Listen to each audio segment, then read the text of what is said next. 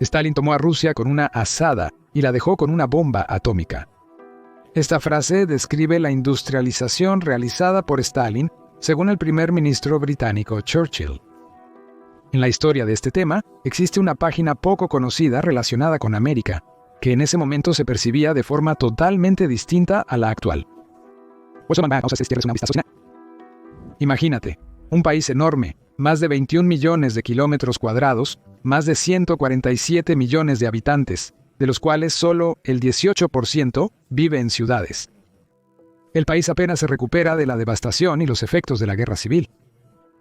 Y en febrero del 31, Stalin proclama: hemos quedado rezagados respecto a los países avanzados por 50 a 100 años. Debemos cubrir esta distancia en 10 años, o lo hacemos o nos aplastarán. De hecho, la industrialización inicia con estas palabras. La era de las megaconstrucciones recibió el nombre de Gran Ruptura. Lo consideran un logro del pueblo soviético. El pueblo vencedor, el pueblo gigante, los estajanovistas. Pero no todo es tan simple. La propaganda soviética no decía toda la verdad sobre cómo comenzó la industrialización. A mediados de los años 90, la industria soviética estaba en ruinas. Aunque los bolcheviques heredaron un legado industrial decente del Imperio ruso, estas fábricas estaban abandonadas durante la Guerra Civil o estaban muy mal administradas después de que los propietarios y especialistas fueron forzados a huir del país durante los años de la Revolución. En la era soviética, se menospreció el desarrollo industrial de la Rusia zarista, aunque estimaciones indican que era la tercera o cuarta economía mundial y crecía velozmente, con potencial de alcanzar el segundo y primer lugar. Después de la Revolución y la Guerra Civil, el volumen de producción cayó aproximadamente 10 veces, lo que fue un verdadero desastre económico. Dado que la Unión se preparaba activamente para la guerra futura, una economía fuerte se volvió crucial para su supervivencia. En 1927, en la 15ª reunión del Partido Comunista de la Unión Soviética, se decidió crear un plan quinquenal para desarrollar la economía nacional, marcando el inicio de la política de industrialización. En abril de 1929, el plan quinquenal fue aprobado por la alta dirección del país y se convirtió en la guía directa para todas las áreas de la economía. Stalin planteó la tarea de cubrir en 10 años la distancia que los países líderes habían recorrido en 50 a 100 años. En la producción industrial pesada, por supuesto, porque está directamente relacionada con el potencial militar. Pero la realidad frustró el plan a gran escala. En la Unión Soviética no había capital para modernizar la economía. Casi no había ingenieros y el sistema de educación superior, que antes de la revolución había producido muchos especialistas altamente calificados, fue completamente destruido. Decidieron resolver el primer problema con la ayuda de la colectivización, que permitió, por un lado, obtener una salida garantizada de los productos agrícolas necesarios y, por otro lado, reubicar a millones de personas liberadas de la pequeña producción agrícola para trabajar en otras áreas de la economía. Además, se gastó una gran parte de las reservas de oro de la Unión de Repúblicas Socialistas Soviéticas en compras en el extranjero. Y para cubrir gastos extraordinarios, incluso comenzaron a venderse ampliamente las obras maestras del arte. Para resolver el segundo problema, el problema del personal, en los años 30 se introdujo la educación primaria universal y se comenzó a crear un sistema de formación en especialidades técnicas y se comenzaron a restaurar las universidades e institutos. A principios de los años 30, se encontró algo de dinero y comenzaron a aparecer los primeros ingenieros soviéticos. Sin embargo, quedó el último problema sin resolver: ¿cómo construir nuevas fábricas? Si bien se podían preparar especialistas mínimamente calificados para las fábricas a un ritmo acelerado, simplemente no era posible hacerlo a expensas de las escuelas de ingeniería y diseño nacionales. Y aquí es cuando la burguesía mundial vino en ayuda de la Unión Soviética. El constante auge de la burbuja terminó en 1929, cuando la economía mundial colapsó. Comenzó la era de la Gran Depresión y, por supuesto, no comenzó por sí misma, sino por el movimiento de una varita mágica. Recientemente, Zhang Jun, representante permanente de China en la Organización de las Naciones Unidas, solicitó una investigación internacional sobre los crímenes cometidos por Estados Unidos. Y, lo que es interesante, entre la aniquilación de los indígenas y los asesinatos de civiles en Irak, Afganistán y Siria, se mencionó la Gran Depresión. La Gran Depresión se llama la crisis económica mundial de los años 1920 a los 30. Esta crisis llevó al colapso de muchas economías del mundo y generó numerosos problemas sociales, Estos problemas contribuyeron al ascenso al poder de Hitler en Alemania, por lo que muchos investigadores consideran la Gran Depresión como una de las principales causas de la Segunda Guerra Mundial. Al mismo tiempo, en Occidente y en parte de nuestro país, se ha extendido el punto de vista de que la Gran Depresión fue causada exclusivamente por problemas económicos, específicamente por una crisis de producción. Y no se escucha mucho, por ejemplo, sobre el acuerdo en las bolsas de Londres y Nueva York. Entonces, vamos a ver esto. Se considera que la crisis económica fue el resultado del desplome catastrófico de los precios de las acciones en las bolsas de Estados Unidos, en octubre de 1929. En realidad, el colapso del mercado de valores, conocido como el crash de Wall Street, tuvo otra causa. Un mes antes del colapso de las acciones estadounidenses, el 20 de septiembre de 1929, la otra bolsa, la de Londres, se derrumbó. Después del final de la Primera Guerra Mundial, los Estados Unidos se convirtieron en el mayor acreedor del Reino Unido. El colapso de la Bolsa de Londres provocó un incumplimiento técnico en la deuda externa inglesa. Después de esto, el efecto dominó entró en juego. Después de la Bolsa de Londres, la de Nueva York se derrumbó. Después de esto, el gobierno estadounidense anunció una suspensión temporal de sus pagos al extranjero. Esto provocó el colapso económico de los países que invirtieron en Estados Unidos. Las circunstancias del colapso de la Bolsa de Londres fueron investigadas por la Oficina del Fiscal General de Inglaterra y Gales, después de lo cual se llevó a cabo un juicio. El tribunal determinó que el colapso de las acciones en las bolsas de Londres y Nueva York fue resultado del fraude de varios corredores. Todos fueron condenados a diferentes plazos de encarcelamiento por fraude y falsificación de documentos, pero pronto fueron liberados y continuaron exitosamente con sus negocios. Así que las palabras sobre la crisis de producción, por decirlo suavemente, son superficiales, y si hablamos directamente, simplemente se pronuncian para distraer y crear confusión. En realidad, incluso legalmente, se estableció el hecho del acuerdo. Otra cosa es que no se trataba de un acuerdo entre algunos corredores, sino de un acuerdo internacional de una serie de banqueros angloamericanos. A favor de esta situación, habla el hecho de que los corredores acusados estaban en constante contacto con la dirección del Banco de Inglaterra. Además, medio año antes de la crisis, el 25 de marzo de 1995, la Reserva Federal de los Estados Unidos advirtió oficialmente sobre la existencia de especulaciones fraudulentas con acciones en las bolsas de Nueva York y Londres. La declaración de la Reserva Federal mencionaba directamente la amenaza de un colapso bursátil. Una vez anunciado esto, el regulador financiero no tomó ninguna medida para prevenir esta catástrofe. Pero volveremos a esto más tarde. Y ahora, echemos un vistazo a algunos otros hechos. En los Estados Unidos, aproximadamente el 5% de los bancos se declararon en bancarrota, cuyos depositantes perdieron un total de más de $40,000 millones, equivalente a alrededor de $660,000 millones a precios actuales. Durante varios meses, la clase media estadounidense desapareció por completo y en su lugar se formó un ejército de desempleados.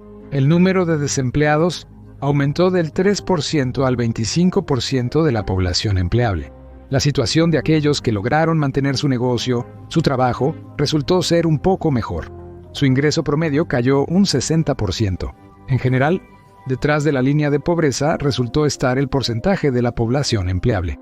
Aquí, una fotografía en color de aquellos años. En el cartel está escrito: sé 3 oficios, hablo 3 idiomas, luché durante 3 años, tengo 3 hijos y no he hecho nada durante 3 meses.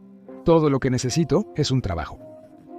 Y alguien escribió tales anuncios: venderé este coche por $100, necesito dinero en efectivo, lo perdí todo en la bolsa. A todo esto se sumó una severa sequía que azotó a los Estados Unidos y causó una hambruna masiva. En Virginia Occidental, Illinois, Kentucky y Pensilvania, hasta el 90% de la población padeció hambre durante este periodo. El número de fallecidos por hambre sigue sin revelarse. Pero las estadísticas secas dan testimonio de un colapso demográfico. Si en los relativamente prósperos años 1920 el crecimiento de la población de los Estados Unidos fue del 16,2%, entonces en los 30 de 1990 se desplomó más de 2 veces, hasta el 7,3%. En este contexto, las estructuras federales no solo no tomaron medidas para aliviar la depresión, sino que presionaron a quienes instaban al gobierno a desarrollar un programa para superar la crisis. La más indignante fue la represión contra los participantes de la Marcha del Hambre en Washington en julio de 1932. Los participantes, veteranos de la Primera Guerra Mundial, solo pedían regular el problema de los pagos pendientes según los contratos con el ejército de Estados Unidos. Sus acciones fueron completamente pacíficas y ellos mismos estaban desarmados. Sin embargo, el gobierno lanzó tanques contra ellos, seguidos por unidades del ejército regular en máscaras de gas. Usaron gas de origen desconocido contra los veteranos, y el número de víctimas aún no se ha revelado. Desde el punto de vista del mantenimiento del orden, esta y acciones similares no tenían ningún sentido. El propósito era asustar a la sociedad antes de la etapa principal del robo, la confiscación del oro de la población. En abril de 1933, el presidente Franklin Roosevelt firmó un decreto sobre la confiscación efectiva del oro de la población y la organización del oro en lingotes y monedas. El gobierno tuvo que indemnizar por los metales preciosos entregados voluntariamente a un precio de aproximadamente $21 por onza troy. Teniendo en cuenta la devaluación agresiva del dólar, este precio era casi 3 veces menor que el valor real de los lingotes de oro entregados. Además, aparte de la población, simplemente se les confiscó el oro sin pagar nada a cambio. ¿Pero por qué se necesitaba un robo tan masivo y descarado? Se identifican dos objetivos. Primero, la Gran Depresión eliminó a los competidores. Miles de bancos poseedores de acciones del Banco de Inglaterra y la Reserva Federal se declararon en bancarrota. Otro objetivo era crear una reserva de oro para respaldar la nueva moneda mundial. En los años 20, Estados Unidos, convertido en acreedor mundial, se acercó a transformar el dólar en moneda mundial. Solo quedaba un paso, y para ello era necesario respaldar la unidad de cuenta de la Reserva Federal con reservas significativas de oro. La extracción de oro en ese momento estaba en un nivel bajo. Por lo tanto, el saqueo de la propia población fue elegido como el método más efectivo. Durante la crisis y el empobrecimiento general, las reservas de oro de la Reserva Federal se duplicaron. Al inicio de la Gran Depresión, según datos oficiales, superó ligeramente las 5.005 toneladas y al final alcanzó las 10.050 toneladas. Es interesante que en 2002 Ben Shalom Bernanke, jefe de la Reserva Federal, admitió abiertamente la culpa de su sistema.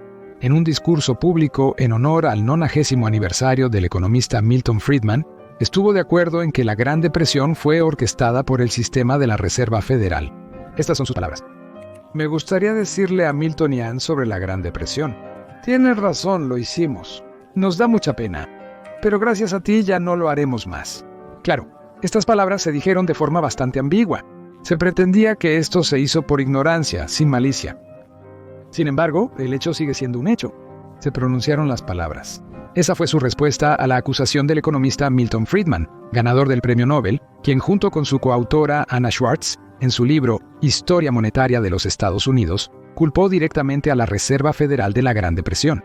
En particular, Friedman afirmó que el sistema de la Reserva Federal fue creado para prevenir lo que en realidad ocurrió. Fue creado para evitar una situación en la que tendrías que cerrar bancos, en la que tendrías una crisis bancaria, y aún así, con el sistema de la Reserva Federal, tuviste la peor crisis bancaria en la historia de los Estados Unidos. No puedo recordar otro ejemplo de una medida gubernamental que haya llevado a resultados claramente opuestos a los esperados. Y este increíble colapso del sistema bancario, cuando cerca de 1/3 de los bancos se derrumban desde el principio hasta el final, cuando millones de personas pierden prácticamente sus ahorros, no había ninguna necesidad en esta caída. El sistema de Reserva Federal siempre tuvo el poder y el conocimiento para detener esto. Y eran personas en ese momento quienes siempre los instaban a hacerlo. De lo contrario, la llamada Gran Depresión marcó un punto crítico con la Segunda Guerra Mundial. Después de la guerra, el ciclo económico capitalista de crisis, depresión, recuperación y auge siguió su curso. Y después de tal pequeño pero importante paso atrás, volvamos a los años 30. Para este tiempo, la industria occidental, principalmente los Estados Unidos, había alcanzado un nivel destacado, con la implementación masiva de diseño estándar, producción en cadena, automatización y el uso generalizado de máquinas y equipos complejos. Esto permitió vender fábricas listas para usar incluso en los confines del mundo, que solo necesitaban ser ensambladas y comenzar la producción masiva de productos. Para el liderazgo soviético, la crisis resultó ser un regalo del destino. Las mayores empresas extranjeras estaban dispuestas a cumplir con los pedidos para la creación de empresas completas. y los especialistas calificados que recientemente habían estado eligiendo cuidadosamente a qué gigante industrial vender su trabajo, estaban dispuestos a ir a la Rusia soviética para participar en la construcción y lanzamiento de nuevas empresas. No se puede decir que los servicios fueran gratuitos, pero la caída de los precios fue muy notable. Es evidente. Para compras y negociaciones en Estados Unidos, se creó la sociedad anónima Amtorg en 1924 formalmente una organización comercial, pero en realidad un reemplazo de la misión diplomática, ya que hasta 1933 Estados Unidos no reconoció a los soviéticos y oficialmente no tenían trato con ellos. Al principio, Amtorg fue una fachada para la inteligencia soviética, pero con la industrialización se transformó en una poderosa bomba que extraía conocimientos, personal y producción de América, transfiriéndolo a la Unión de Repúblicas Socialistas Soviéticas tan pronto como comenzó la crisis mundial. Inmediatamente comenzó a publicar en los periódicos anuncios sobre la existencia de numerosas vacantes en la industria soviética. Para mejorar la calificación de los ingenieros rojos, se publicaba la revista Técnica e Industria Americana, y los empleados de la compañía, por supuesto, no despreciaban el espionaje industrial. Por ejemplo, con el inicio de la Gran Depresión, Charles Sorenson, representante de Ford, llegó a la Unión Soviética y después de visitar la fábrica de Putilov, se sorprendió al descubrir que los mismos mecánicos de Ford estaban ensamblando ilegalmente tractores americanos que salían de la fábrica bajo la marca Krasny Putilovets. Sin embargo, los trabajadores no lograron reproducir todas las piezas de Ford, y la calidad de las copias soviéticas era mucho peor que la de los originales americanos. Pero el gobierno estaba decidido a industrializar el país. En 1928 ingenieros de Moscú llegaron a Detroit y presentaron una propuesta a la compañía para diseñar los proyectos de edificios de producción y enseñar a los especialistas soviéticos por una suma astronómica en ese momento de $2.000 millones. Hoy en día, eso sería alrededor de $25.000 millones. Para Alberto Cana, prácticamente el padre de la industria de Detroit, este fue el contrato más grande. Y, por supuesto, estuvo de acuerdo. Y aquí está. En 1928 en Moscú, el genial diseñador de las fábricas de Ford, jefe y propietario de la mayor compañía de diseño del mundo, que podía desarrollar la documentación para cualquier planta de cualquier tamaño, y luego asegurar todo el ciclo de producción y puesta en marcha. Precisamente este americano de origen alemán puede considerarse el autor de la industrialización soviética. La sucursal de facto de la compañía de Albert Kahn en Moscú, por razones de secreto, llevaba el nombre de Gosprojektstroy. Lo nombró su colega de la compañía Kahn, George Scrimger. Trabajaban en él 25 estadounidenses y 2.500 ingenieros soviéticos, quienes estudiaban la experiencia occidental en el diseño y construcción de grandes instalaciones industriales. Según el plan de Kahn, se desarrolló un programa de construcción de instalaciones industriales para el primer quinquenio. Otra compañía de diseño, Demok, ya alemana, también tenía una oficina en Moscú, escondida bajo el nombre de Oficina Central de Maquinaria Pesada. Un hecho sorprendente, el último tren de laminación o Blooming Demok en la planta metalúrgica de Magnitogorsk solo se desmanteló en el año 5000. La mayoría de las empresas construidas durante los años de industrialización son hijos de Cana, cuyos especialistas crearon la documentación más detallada para gigantes de la industria soviética, como las fábricas de tractores en Stalingrado, Yarkov, Chelyabinsk, fundiciones en Dnepropetrovsk, Magnitogorsk, Sormovo. Todo el equipo de la fábrica se produjo en los Estados Unidos y luego se envió a los soviéticos en barcos, donde bajo el control de las personas de KAAN, en las paredes de la fábrica construidas de antemano, se ensamblaba y se iniciaba la producción. La empresa Cana diseñó y configuró casi 600 empresas y en total, con la ayuda de empresas extranjeras, se construyeron 1.500 fábricas y fábricas en la Unión. Aquí hay algunos ejemplos. El diseño de la fábrica de tractores de Stalingrado fue encargado a Albert Cana por Armstrong en 1928. La fábrica fue diseñada rápidamente, construida en Estados Unidos, desmontada, transportada a la Unión Soviética en 100 barcos y ensamblada en 6 meses bajo supervisión de ingenieros estadounidenses. Los estadounidenses comprendieron que la fábrica de tractores de Stalingrado tenía un doble propósito y estaba vinculada a objetivos militares. Por esta razón, el trato no se publicitó, ya que la compañía de tractores de Stalingrado quería mantener su participación confidencial. A pesar del declive económico en Estados Unidos, la compañía de tractores de Stalingrado siguió trabajando, ya que los soviéticos pagaban bien. Y el siguiente gran pedido fue la construcción de la fábrica de tractores de Chelyabinsk. El 29 de mayo, 1929, el Consejo de Comisarios del pueblo adoptó una resolución para construir una fábrica de tractores en los Urales. El lugar era ideal para esto. Kopeisk debía suministrar combustible barato a la fábrica, energía a la central eléctrica de Chelyabinsk y hierro y coque al complejo metalúrgico de Magnitogorsk, que crece en las escorias. La capacidad de producción de la empresa se determinó en 40.000 máquinas al año. En términos de volumen de producción, CHTZ debía superar a las fábricas de tractores de Stalingrado y Yarkov juntas en una vez y media. Por sí mismo, la Unión Soviética no pudo diseñar una empresa tan grandiosa, por lo que recurrió a la misma KANU para obtener ayuda.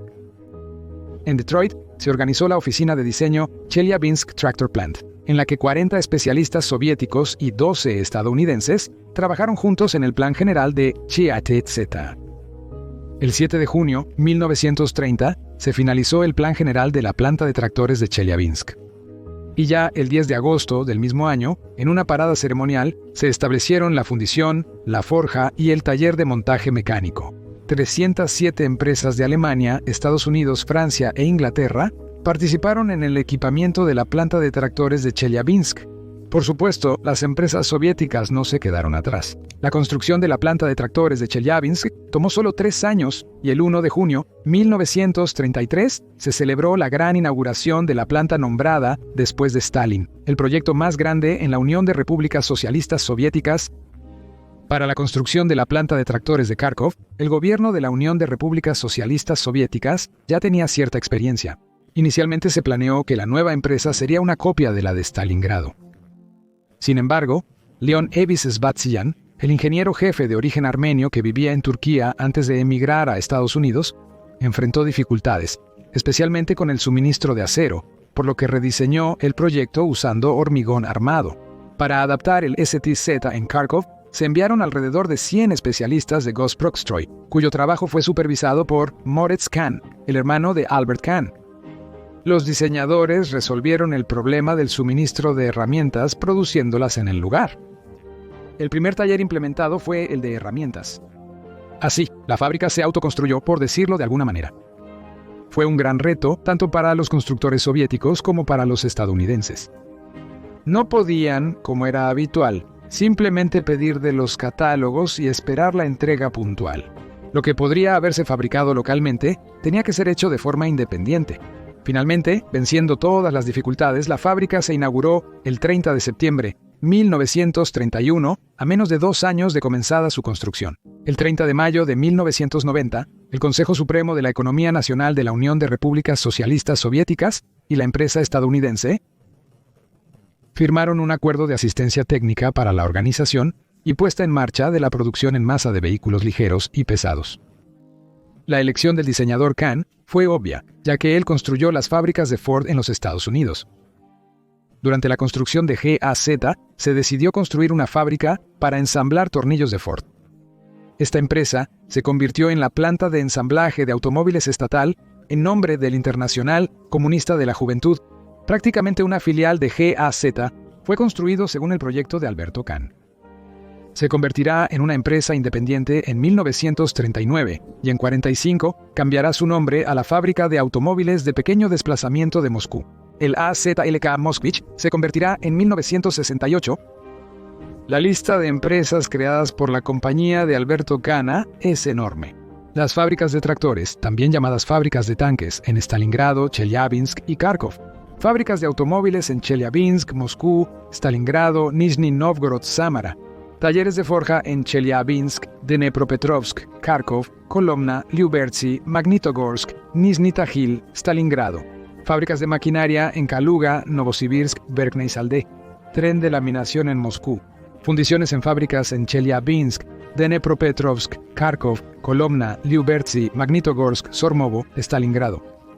Talleres mecánicos en Chelyabinsk, Lyubertsy, Podolsk, Stalingrado, Sverdlovsk. Talleres de acería y laminadores en Kamensk, Kolomna, Kuznetsk, Magnitogorsk, Nizhny Tagil, Verkhney Tagil, Sormovo. La planta de aluminio de Leningrado, la fábrica de asbesto de los Urales y muchas otras cosas. Pregunta lógica. Si Albert Kahn y su hermano hicieron tanto por la industrialización soviética, ¿por qué Albert Kahn no aparece en los libros de historia? La respuesta es simple: dinero.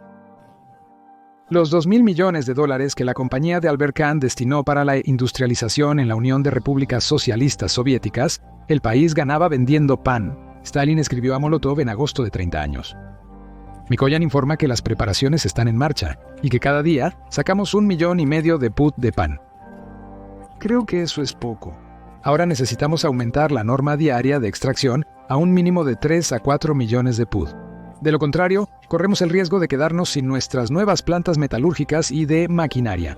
En resumen, es crucial aumentar la extracción de pan urgentemente. Y aceleraron la extracción.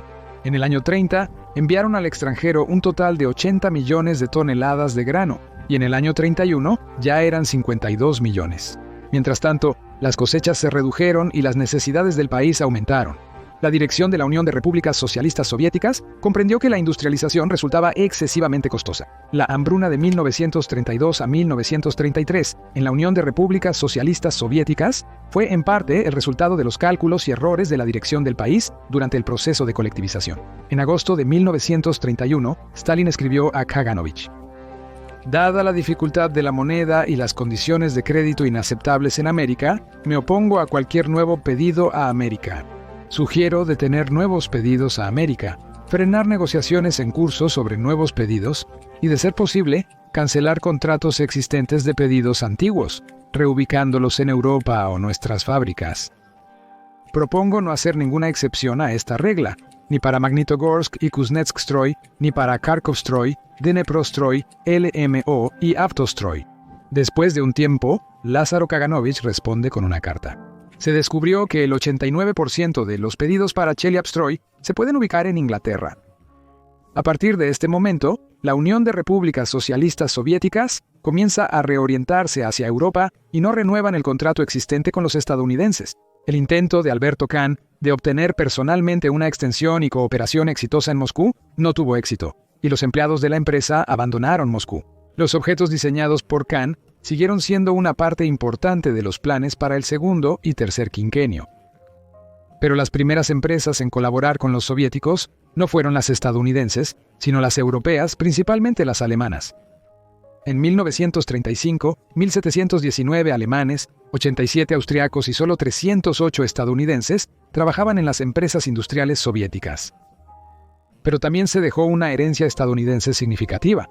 Aproximadamente 20.000 ingenieros y técnicos estadounidenses llegaron a la Unión Soviética, quienes fueron responsables de la producción durante los primeros años, ya que los especialistas capacitados en la Unión de Repúblicas Socialistas Soviéticas no tenían la calificación adecuada.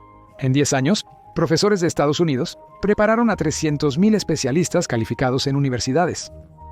Gospodstroy, solo desde 1929 hasta 1932, diseñó y organizó la construcción de 571 objetos. Entre los primeros resultados del trabajo de la nueva industria se encontraban muchas copias licenciadas y no muy legales de modelos extranjeros, a menudo bastante obsoletos, en los que no era una pena gastar recursos. GAZAA del 32 en realidad era un Ford AA del 26, y el más moderno GAZM1 del 36 era una copia del Ford 40A del 34. El coche representativo ZIS-101, en el que toda la élite soviética viajó desde los 36 hasta finales de los 40, era una copia completa del Buick del 32. Neproges es el trabajo de la empresa estadounidense Cooper Engineering Company, junto con el alemán Siemens. El ingeniero principal allí era Hugh Cooper, y el equipo fue suministrado por la compañía General Electric. El moderno AZL-K de Moscú es una copia exacta de la planta de tipo Ford de la ciudad de Dearborn. Magnitka es un clon del complejo metalúrgico en la ciudad de Gary, estado de Indiana.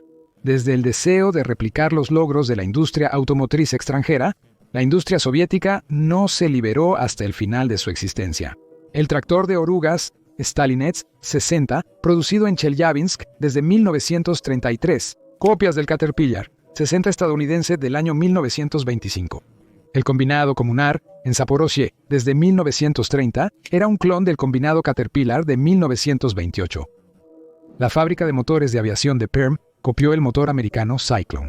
Es interesante, ¿en qué condiciones vivían los especialistas extranjeros? En 1932, el número de especialistas extranjeros, desde ingenieros hasta trabajadores calificados, alcanzó la cifra fantástica de 20.000 personas. más de la mitad de las cuales llegaron desde Alemania. Según el contrato, los especialistas recibían buen salario, buena vivienda comparada con los barracones para trabajadores soviéticos y comida de calidad. Se construyeron asentamientos exclusivos para extranjeros, prohibidos para los ciudadanos soviéticos comunes. Iban a clubes privados para relajarse, escuchaban música inaccesible y veían todas las novedades del cine americano que solo se mostraban en el cine privado de Stalin en la Unión Soviética. La principal tarea de las autoridades era evitar que el nivel de vida del especialista disminuyera durante su traslado. Lamentablemente, para los recién llegados, las condiciones prometidas en los contratos a menudo se incumplían y los extranjeros experimentaban la vida diaria del ciudadano soviético común en carne propia. En 1932 hubo un escándalo en la fábrica Electrostal cuando los extranjeros se negaron a bañarse en el baño común y exigieron duchas personales como las usuales en Estados Unidos. Esto llevó a escándalos, quejas y la ruptura de contratos. En estas condiciones solía generarse una situación muy incómoda. Debido a errores organizativos, retrasos en la producción y desacuerdos gerenciales, los extranjeros pasaban meses sentados sin hacer nada, recibiendo dinero y quejándose del desorden. Este problema no solo está documentado en los informes de la línea del partido, sino que también se refleja en la literatura soviética de los años 30. Así es como Iliffe y Petrov describieron las tribulaciones del especialista alemán. La acción tiene lugar en los años 30. El ingeniero Heinrich Maria Sauss firmó un contrato para trabajar un año en la Unión de Repúblicas Socialistas Soviéticas, o como Heinrich mismo lo definió, amante de la precisión, en la corporación Hércules. Durante una semana, el ingeniero Sauce, guiado por el amable Adolfo Nikolaevich, logró visitar 3 museos, asistir al ballet La Bella Durmiente y pasar 10 horas en una reunión de negocios organizada en su honor. «Querida Tilly», escribió el ingeniero a su prometida en Aachen, «ya llevo 10 días viviendo en Chernomorsk, pero aún no he comenzado a trabajar en la corporación Hércules. Temo que estos días se deducirán de mis sumas contractuales». Sin embargo, el 15º día, el artillero pagador entregó a Sauss una queja semestral. Después de esto, Sausa escribió cartas a su prometida. «Querida mía, estoy viviendo una vida extraña e inusual. No hago nada, pero recibo dinero puntualmente en las fechas acordadas». Para mediados de los años 30, la Unión de Repúblicas Socialistas Soviéticas ya había acumulado cierta experiencia en la organización de la producción, por lo que comenzaron a enviar a costosos especialistas extranjeros de vuelta a sus países. Empezaron a reducir sueldos, suspendieron el abastecimiento especial por el sistema de distribución cerrado y demandaron la adopción de la nacionalidad soviética. La mayoría de los especialistas extranjeros regresaron a sus países para 1938, ya que tanto en Estados Unidos como en Europa habían superado la Gran Depresión y había muchas nuevas vacantes disponibles. Albert Kahn murió en 1942. Sus servicios a los soviéticos no fueron reconocidos. La única carta con condolencias fue enviada por el arquitecto constructivista Víctor Besnin, el hombre que supervisó la actividad soviética de la empresa de Albert Kahn. Ni el comisario del pueblo Molotov ni Stalin expresaron sus condolencias. Una página similar en la industrialización existe no solo en la industria pesada. En julio de 1934, Anastasia Mikoyan tuvo la tarea bastante complicada de crear la industria alimentaria. En el contexto de la industrialización en desarrollo y la transición gradual del país de agrario a industrialmente desarrollado, se requería la creación de una red de fábricas capaces de producir alimentos en masa. Esto afectó a casi todos los sectores. Incluso el pan producido industrialmente solo cubría el 40% de la población urbana. En la etapa inicial, las cosas no iban muy bien. No había bases ni tecnologías. Como en otras industrias, decidieron utilizar el método probado para establecer la industria alimentaria, comprarla en los Estados Unidos. Era el año 36. Después de un largo descanso, a principios de agosto recibí mis próximas vacaciones. Planeaba pasarlas con mi esposa y 5 hijos en Crimea. Ya estaba todo empacado, el tren partía de noche. Fui a despedirme de Stalin. En ese momento, Molotov y Voroshilov estaban con él. Stalin de repente dice completamente inesperado: «¿Y por qué no irías a América en lugar de Crimea? Al mismo tiempo, será un buen descanso. Pero lo más importante es estudiar la experiencia de los Estados Unidos en la industria alimentaria. Lo mejor de lo que veas allí, luego tráelo a nosotros, a la Unión Soviética». Anastas Mikoyan, citado. Tras la abolición del racionamiento en 1935 y el aumento de la producción agrícola, surgió la cuestión del procesamiento y la creación de un surtido adecuado. ya existían en Moscú y Leningrado, y las tiendas de Eliseev, que recibieron el nuevo nombre de Gazprom. Se suponía que debían aparecer tiendas similares en todo el país, pero para ello se necesitaba asegurar un suministro ininterrumpido de productos terminados. Todo lo que la industria alimentaria tenía en ese momento era equipo moral y físicamente obsoleto, que no podía garantizar ni la variedad ni siquiera la calidad mínima. Por supuesto, había nuevas fábricas, después de todo, para eso se pensó la industrialización. Por ejemplo, se importó tecnología de quesería de Holanda y Dinamarca, lo que permitió al principal quesero del país, Dmitry Granikov, establecer la producción masiva de este producto. No obstante, el enfoque principal no era Europa, sino Estados Unidos. Por eso mismo, Mikoyan se fue a América con una delegación. El conocimiento de los productos extranjeros comenzó ya en el transatlántico Normandía, donde Anastas degustó vinos franceses, y luego, durante 2 meses y 12,000 millas por las carreteras de los Estados Unidos. Durante este tiempo, Anastas Mikoyan y sus colegas visitaron una gran cantidad de empresas, fábricas de helados, una planta de hielo picado, plantas de conservas, panaderías, plantas de producción de mayonesa y leche en polvo, fábricas de dulces, chocolate, empaquetado de té, café, cacao, jugos, cerveza, avícolas y destilerías. Una planta de producción de tapas metálicas, una planta de productos de plástico para envases, una fábrica de cartón corrugado, una fábrica de vidrio, una planta de producción de máquinas de embalaje y una planta de esmaltes y vajillas. Probablemente hubiera sido más fácil enumerar dónde Mikoyan no había estado.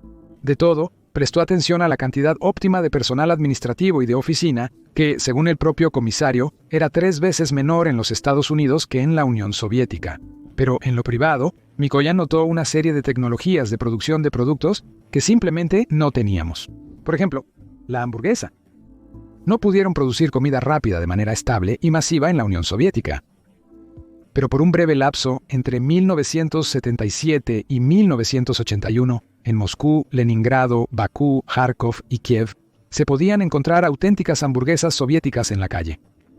Comenzó con las albóndigas base del plato. Mikoyan, impresionado por el comercio callejero en los Estados Unidos, ordenó máquinas para producir albóndigas estándar. El conjunto también incluía parrillas callejeras. En la Unión, se ensamblaron aparatos nacionales según los modelos. Sí, fue una copia pirata, no la primera ni la última. Se le ha ordenado a la industria cárnica comenzar la producción de albóndigas estándar. En su forma refrigerada, llegaron a la cadena de tiendas donde en los kioscos de la calle se realizaba la cocción y el montaje de hamburguesas, calientes albóndigas moscovitas con un bollo por 50 kopecks cada una. En cuanto al helado, en la Unión de Repúblicas Socialistas Soviéticas se producía de manera artesanal, era bastante caro y escaso. En Nueva York, la delegación de Mikoyan realizó una pequeña degustación de helado, eligiendo 8 sabores para la futura producción en la Unión de Repúblicas Socialistas Soviéticas mediante un método de máquina. Mikoyan compró a los estadounidenses toda la tecnología y el equipo que se desplegó en el refrigerador de Moscú número 8 en 1938. Fue entonces cuando comenzó la producción del famoso helado soviético. Vale la pena mencionar el helado de barquillo. En Moscú se podía comprar incluso antes del famoso viaje de Mikoyan. Sin embargo, se producía exclusivamente a mano. Al igual que con el plomero, en 1937, el helado de barquillo obtuvo su propia receta nacional. Pero solo lograron expandir la producción masiva en 1947. Sgushchenka. En Rusia ya era bien conocida antes del viaje de Mikoyan. La primera fábrica para su producción se abrió en Orenburg en 1881 y cerró rápidamente, ya que el producto no ganó popularidad. Anastas ha retomado esta idea debido a los beneficios evidentes de la leche condensada. Aunque no lograron establecer una producción masiva antes de la guerra, la leche condensada se producía en pequeñas cantidades. Cabe mencionar la leyenda donde el hijo de Mikoyan, por curiosidad, intentó cocinar una lata de leche condensada. Estalló, y el sabor de las chispas de caramelo deleitó tanto al niño como a su padre. Suena muy extraño, pero por otro lado, ¿qué esperas de una leyenda? Jugo de tomate. Hasta la llegada de Mikoyan, no se producían bebidas a escala industrial. Teniendo en cuenta el clima, fue bastante difícil de organizar. Sin embargo, gracias al conocimiento de la tecnología estadounidense, que utilizaba concentrados, se abrió la posibilidad de desarrollar una producción masiva de jugos y refrescos. Y el jugo de manzana, especialmente promovido debido a las bajas ventas de las propias manzanas, era prácticamente imposible, mientras que el tomate representaba un interés especial. Precisamente este jugo se convirtió en la base de la producción soviética y ha mantenido su popularidad hasta el día de hoy. Salchicha. Como en el caso de la carne enlatada, en Rusia sabían sobre la salchicha hervida y sabían cómo producirla, pero no era muy demandada. Lo más probable es que el problema radicaba en que la hacían de cualquier manera. La situación cambió drásticamente en 1937. Para ese momento, ya existían plantas procesadoras de carne, incluso con equipo estadounidense, pero los volúmenes y la producción de salchichas eran casi nulos. Sin embargo, en las tiendas se podía encontrar, por ejemplo, la moscovita por 35 rublos o la de Uglich por 27 rublos. Considerando el salario promedio de 1.936 rublos anuales en 1928, la brecha salarial era amplia. De 50 a 1.000, no todos podían comprar una salchicha. Por lo tanto, el desafío para el comisario era crear una producción masiva de salchichas accesible para los ciudadanos. Durante varios años después del viaje de Mikoyan a los Estados Unidos, se construyeron cerca de 20 nuevas empresas, principalmente con equipos estadounidenses. En cuanto a la receta, al igual que con los quesos, los tecnólogos la desarrollaron en base a las posibilidades nacionales de la agricultura. El más famoso se convirtió en la salchicha Doctors, creada para los enfermos con salud debilitada como resultado de la guerra civil y el despotismo zarista. Su receta era muy sencilla: 15 kilogramos de carne de res de alta calidad, 60 kilogramos de cerdo magro, 25 kilogramos de cerdo graso. Esta receta se publicó en un álbum ilustrado en la revista Food Industry en 1938, cuando no había ninguna norma estatal habitual para la producción de salchichas de doctor. De todos modos, no hay duda de que en las salchichas de los años 30 se utilizaban ingredientes realmente naturales y de calidad. Naturalmente, esto afectó el precio y la cantidad.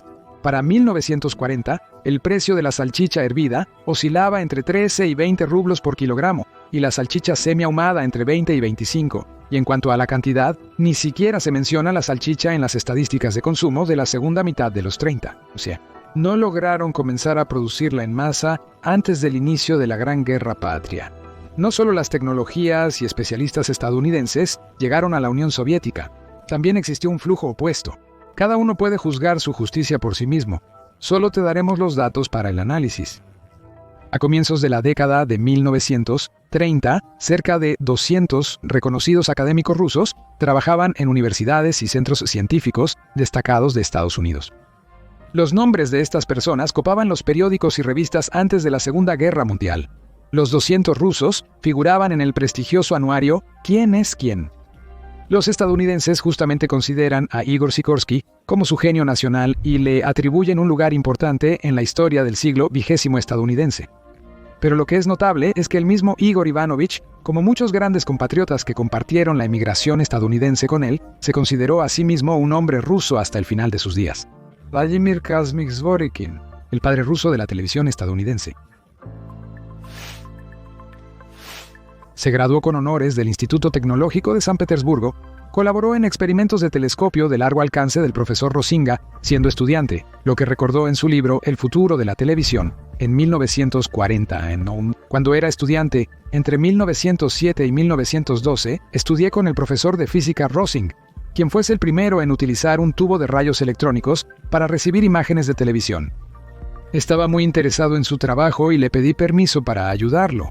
Pasamos mucho tiempo hablando y discutiendo las posibilidades de la televisión.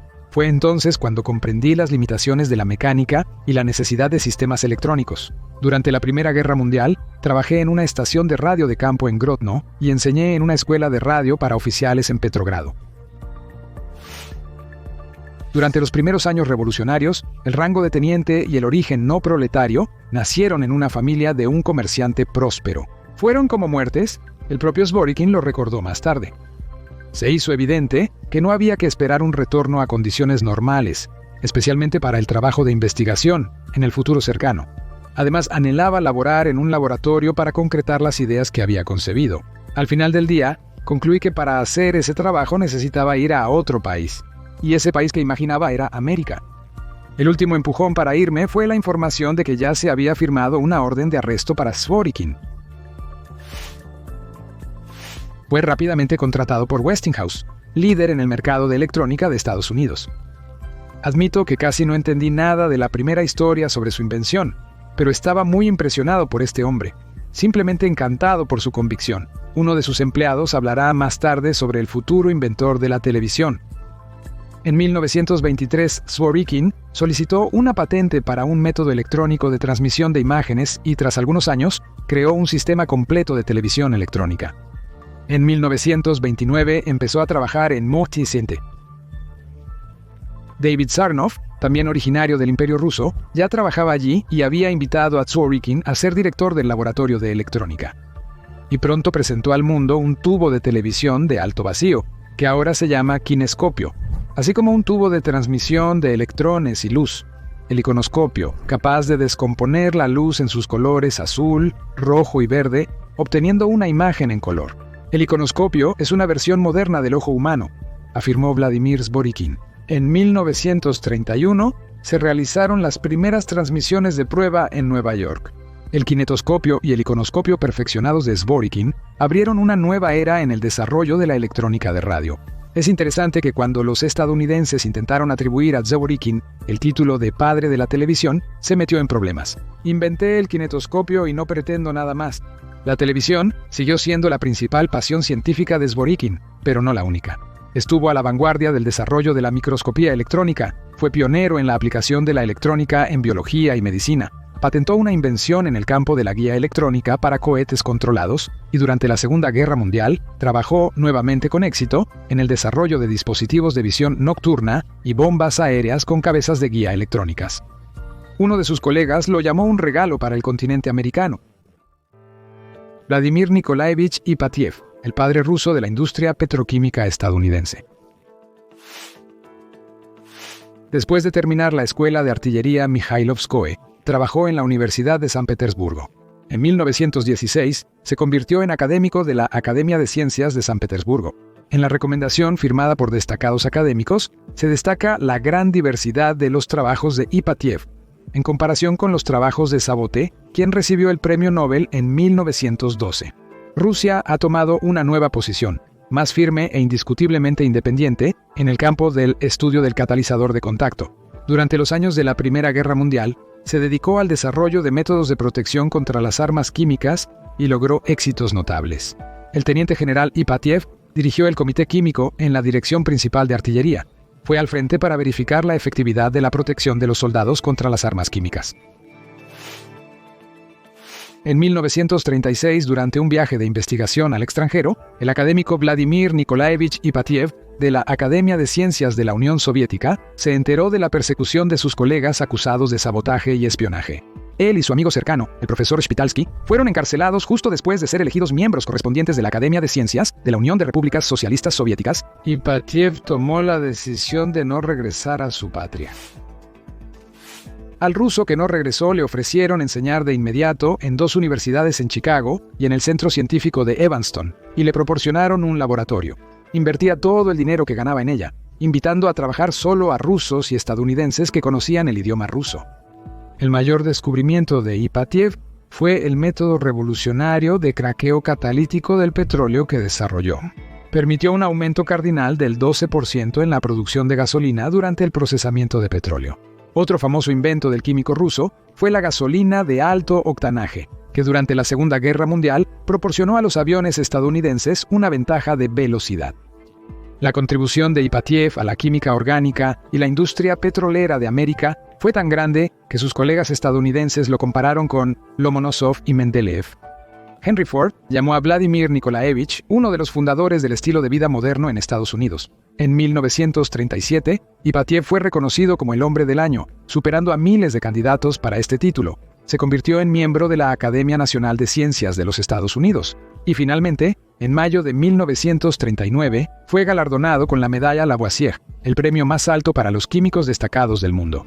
El laureado con el Nobel, Waldstetter, dijo sobre él: «Nunca en toda la historia de la química ha habido un hombre más grande que Ipatiev». La memoria de él solo regresó a su patria en 1990, cuando la Academia de Ciencias restauró sus derechos como miembro activo.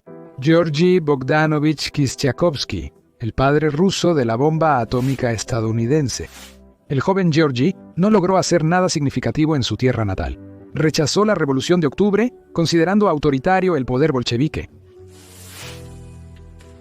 En el otoño de 1917 se unió al Ejército Blanco. En 1920 dejó Crimea para ir a Constantinopla. En 1921, después de un breve tránsito por Bulgaria y Yugoslavia, terminó en Alemania. Estudió en la Universidad de Berlín y obtuvo un doctorado en ciencias químicas en solo 3 años y medio. Con la publicación de Procesos fotoquímicos, George Kistiakowsky fue reconocido en la comunidad científica mundial. Desde 1930, vinculó su carrera con la Universidad de Harvard, obteniendo la ciudadanía estadounidense al mismo tiempo. Aquí, se convirtió en uno de los mejores especialistas en explosivos, por lo que en 1941 fue elegido miembro de la Academia Nacional de Ciencias de los Estados Unidos. En 1942, la investigación de Kistiakowsky atrajo la atención del futuro creador de la bomba atómica, Oppenheimer. Invitó al ruso como consultor en explosivos. Para principios de 1945, bajo la supervisión del señor Kisti, como lo llamaban sus colegas, trabajaba un equipo de 600 científicos e ingenieros. Las primeras bombas atómicas se hicieron a base de uranio, pero ya entonces parecía más prometedor el uso de plutonio para armas. Sin embargo, el plutonio 239 no quería explotar según el principio desarrollado para las bombas de uranio. El futuro del proyecto nuclear de Estados Unidos dependía de resolver este problema, y Kistiakowsky lo resolvió brillantemente. Desarrolló Baratol, un explosivo lento, cuya acción uniforme desde todos los lados con una fuerza de 1000 atmósferas comprimía la esfera de plutonio y la comprimía a la densidad de la masa crítica, apretándola por la mitad una contra la otra. Esto desencadenó una reacción en cadena. El hallazgo científico de Kistiakowsky permitió finalizar a tiempo la creación de la bomba atómica funcional y realizar exitosamente su prueba. Se afirma que durante la primera explosión nuclear solo se permitió al propio Kistiakowsky cerca del dispositivo. 21 días después de las pruebas, 3 bombarderos B-29 volaron hacia Hiroshima. En 1959 a 1966, Kistiakowsky fue un asesor especial en ciencia y tecnología para el presidente de los Estados Unidos, Eisenhower. Murió en diciembre de 1982 de cáncer de pulmón. Los necrólogos destacaron la contribución inestimable del académico al desarrollo de armas nucleares y a la lucha por la paz. Hacia el final de su vida, se convirtió en uno de los creadores del Comité Americano Correspondiente, Vasily Vasilievich Leontiev, el padre ruso del milagro económico americano. En 1925, Vasily Leontiev completó sus estudios de filosofía y sociología en la Universidad de Leningrado. Las habilidades extraordinarias del graduado de 19 años eran evidentes. Fue invitado a enseñar en el Departamento de Geografía Económica del Instituto Politécnico en Leningrado. Pero el primer artículo que escribió causó un escándalo. A pesar de ser ideológicamente inofensiva, fue prohibida para publicación. Esto golpeó duramente el amor propio del joven académico. Presentó una solicitud de visa para Alemania para continuar su educación en la Universidad de Berlín. Allí estudió ciencias económicas y defendió su tesis doctoral El círculo vicioso de la economía. El padre de Vasily, un profesor privado y alto funcionario del Comisariado del Pueblo para las Finanzas de la Unión de Repúblicas Socialistas Soviéticas, llegó a Berlín por trabajo y decidió no regresar a su patria. Los órganos ya se acercaban a él. Los Leontiev pertenecían a la burguesía por su clase social. La decisión del padre también determinó la elección del hijo. En 1931, Vasily Leontiev emigró a los Estados Unidos. Habiendo ganado las elecciones de 1933, el presidente estadounidense Franklin Roosevelt proclamó un nuevo curso, cuya esencia era la regulación estatal de la economía. Uno de los principales asesores de Roosevelt fue Vasily Leontiev, quien cumplió con honor la tarea de ayudar a América a superar la depresión. Desde entonces, la regulación estatal del mercado ha sido el tema central de sus investigaciones. Lo principal es encontrar esa proporción ineludible, cuando el interés y la creatividad del empresario se combinan orgánicamente con los estrictos marcos de control estatal. Leontiev encontró por primera vez ese punto medio dorado. Determinó el coeficiente preciso en el que la regulación del mercado alcanza su máxima efectividad. Para esto, el académico recopiló una estadística única de producción, consumo y precios mediante investigaciones colosales que nadie más poseía. Es notable el hecho de que el procesamiento de estos datos solo se hizo posible con el tiempo, cuando aparecieron las computadoras de última generación. La ardua labor del investigador. Esa es la base que permitió a Leontiev evitar errores en las predicciones. Vasily Vasilievich llamó a su método de predicción económica costo-producción, por lo que recibió el Nobel y el premio en 1973. La economía es como un yate. Mientras las empresas no puedan generar ganancias, la economía no crecerá. El yate no navega sin viento, pero el yate no navegará a donde sea sin un mapa y un ancla proporcionados por el gobierno para dirigir el barco.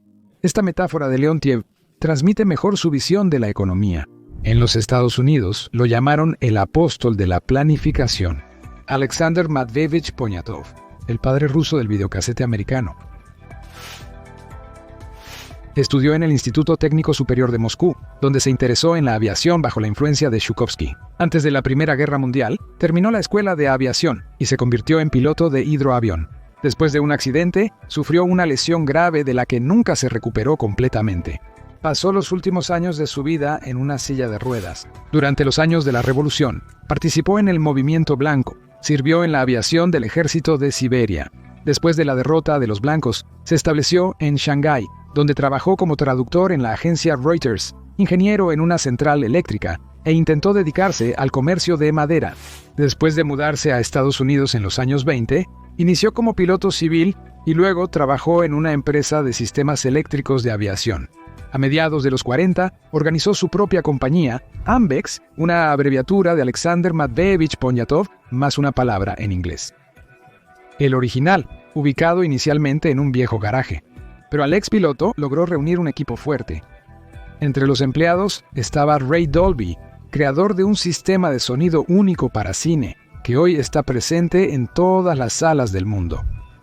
Poniatov buscaba un negocio infalible, y lo encontró, en esencia, por casualidad, cuando después de la Segunda Guerra Mundial se encontró con grabadoras de cinta de trofeo. Sobre su base se creó el primer equipo de grabación de audio estadounidense. Pero el verdadero éxito tardó en llegar. La ayuda llegó otra vez de improviso. El famoso cantante Bing Crosby, apasionado de la radio, apreció rápidamente las ventajas de transmitir sus conciertos desde una cinta magnética. Su primer gran pedido aseguró el inicio de la nueva producción de la empresa, y los conciertos de superestrellas utilizando magnetófonos fueron una excelente publicidad para ella. En 1947, en Hollywood, se demostró por primera vez el prototipo de un magnetófono, a partir del cual comenzó la era de la grabación magnética en los Estados Unidos.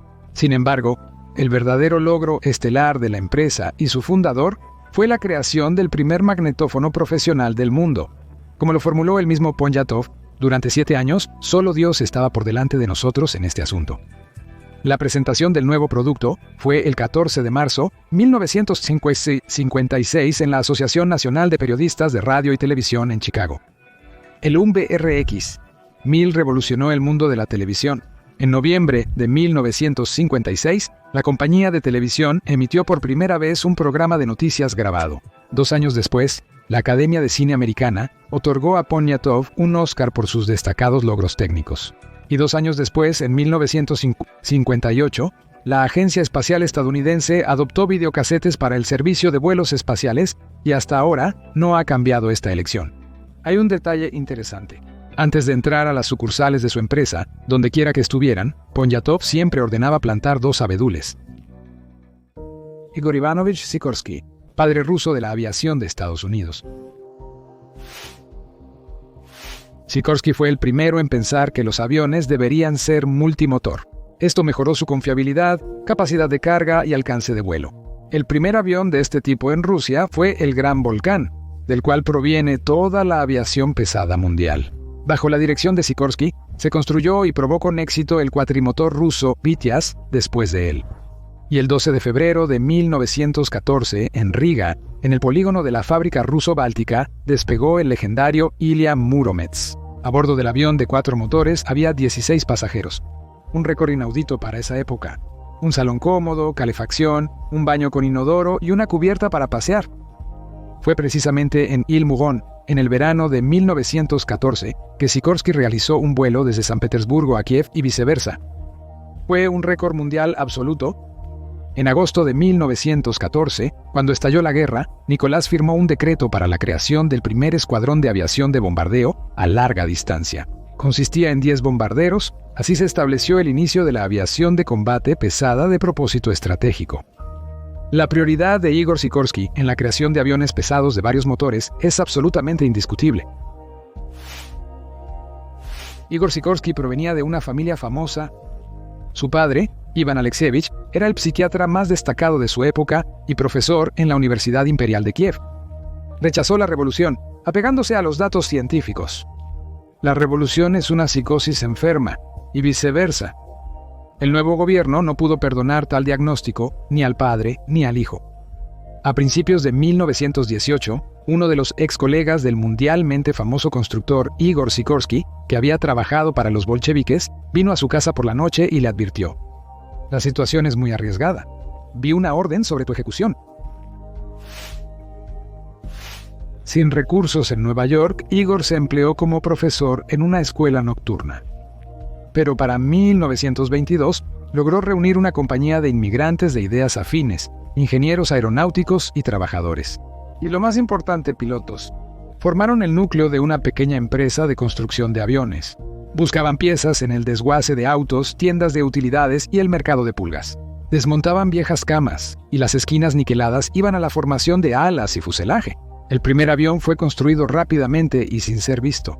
Se convirtió en la encarnación de un sueño ruso inextinguible, que no muere a pesar de cualquier circunstancia.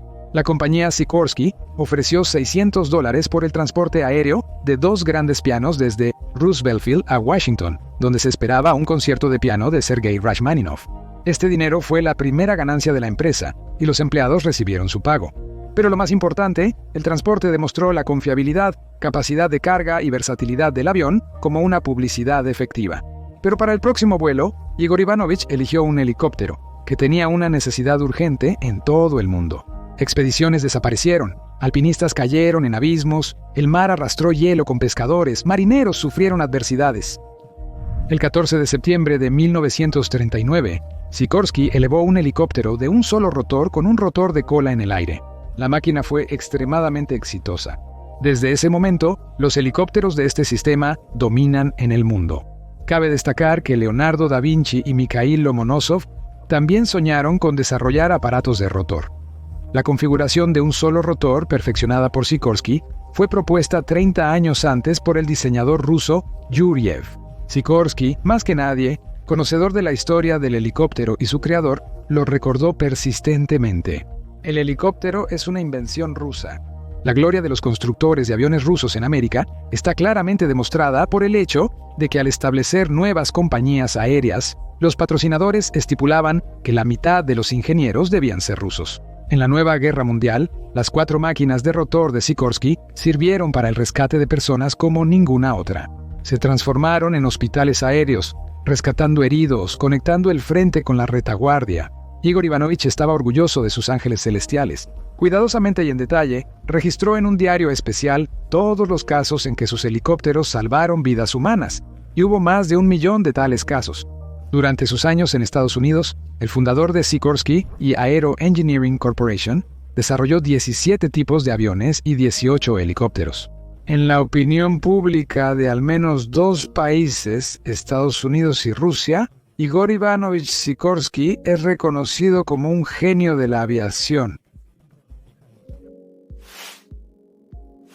Desde enero de 1913, el profesor del Instituto de Ingenieros de Transporte de San Petersburgo, pronto profesor de los institutos Politécnico y Electrotécnico. Durante la Primera Guerra Mundial, trabajó intensamente en la defensa del país como experto en mecánica de construcción en el Consejo de Ingeniería Militar. Desde 1912 hasta 1917, como consultor principal en la construcción de barcos de la flota militar rusa, tuvo una influencia significativa en la educación de ingeniería en Rusia. Antes de la Revolución, publicó los clásicos libros Curso de Resistencia de Materiales y Curso de Teoría de la Elasticidad.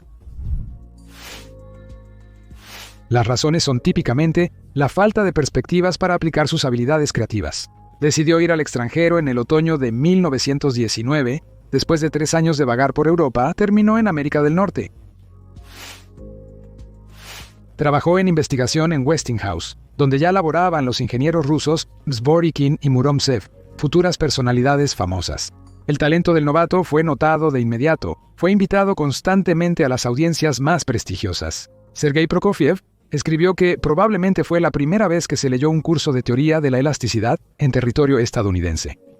Tuvo una influencia decisiva en la formación de la educación técnica de los ingenieros estadounidenses. Se convirtió en profesor de la Universidad de Michigan, organizó una escuela de verano de mecánica para doctorados y especialistas graduados en América. En resumen, Timoshenko entrenó a los mejores ingenieros de América. Hasta la fecha, la medalla por logros destacados en el campo de la mecánica aplicada de la Sociedad Americana de Ingenieros Mecánicos lleva su nombre. Vladimir Ivanovich Yurkevich, el padre ruso de la construcción naval estadounidense. Estudió en el Instituto Politécnico de San Petersburgo y ya aquí, bajo la dirección del destacado ingeniero naval Konstantin Boklevsky, comenzó a desarrollar sus propias ideas de diseño de cascos de barcos. En particular, la resistencia del agua al movimiento del barco se reduce significativamente si se reduce el tamaño transversal del barco en el llamado centro de presión sobre el casco. Para determinar este centro, Yurkevich propuso una fórmula que se convirtió en un clásico en la construcción naval mundial y siempre cambió el curso de la flota. Una característica distintiva de los barcos de nueva construcción se convirtió en la forma bulbosa del arco, llamada bulbo de Yurkevich. Según los expertos, el primer acorazado ruso, Sebastopol, construido en 1892 bajo la supervisión de Yurkevich, fue el primero en implementar la aerodinámica del casco. Impulsó la industria naval global por décadas. En 1896, Yurkevich desarrolló el proyecto de un submarino minador. No aceptó la revolución, pero estando en Constantinopla en 1922, no imaginaba que dejaría Rusia para siempre. Los documentos de su archivo personal indican que esta decisión fue en gran medida motivada por la persistencia de su primera esposa, Nadezhda Yevgenyevna, con quien se separó en 1891 en París. ¿Qué hizo en Francia? Yurkevich trabajó como cargador de muelle en Constantinopla.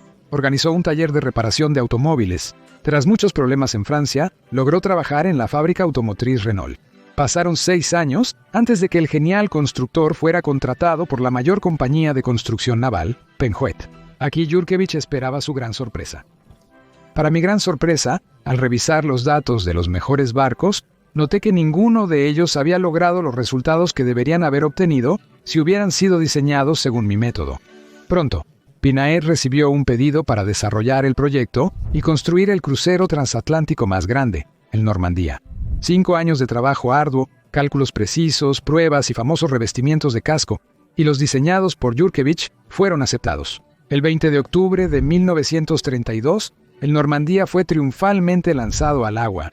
La prensa mundial no escatimó en elogios entusiastas. El nuevo barco combinaba la gracia de un yate con la opulencia del Palacio de Versalles. Además, en su primer viaje, el Normandía estableció un récord mundial para el cruce más corto del Atlántico y la velocidad media más alta. El periódico parisino Rusia escribió que si los franceses pueden estar orgullosos del triunfo del Normandía, los rusos pueden estar doblemente orgullosos, ya que fue un ingeniero ruso quien les dio esta victoria a los franceses. En 1937, Yurkevich se mudó a los Estados Unidos. Le prometieron aquí las mejores condiciones y proyectos más grandes.